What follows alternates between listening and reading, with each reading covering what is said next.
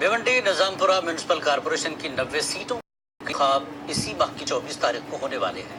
तमाम उम्मीदवार एड़ी चोटी का जोर लगा रहे हैं, जबकि कई समाजी तंजीमों की जानब से वोटर्स में बेदारी मुहिम भी चलाई जा रही है।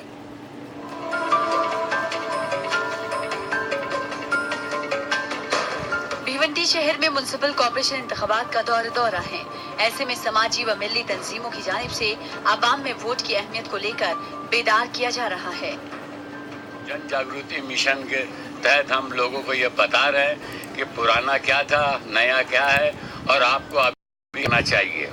हम उनको ये ऐलान कर चुके हैं कि आप डरे नहीं, सच्चे और अच्छे आदमी को वोट दें जो पढ़े लिखे हो। हालांकि हम लोग ना ही किसी के फेवर में और ना ही किसी के अगेंस्ट में बात करने वाले, हम बुनियादी तौर पर ये बात आवाम से करने वाले कि भाई हमारे शहर का पिछले 5 वर्षों के अंदर जो हाल हुआ है उसके जिम्मेदार कहीं ना कहीं अगर आवाम है तो कहीं ना कहीं कॉरपोरेशन के एम्प्लॉयज़ भी हैं और हमारे जो अपने मुंतखब नुमाइंदे कॉरपोरेटर्स हैं वो भी हैं। तो हम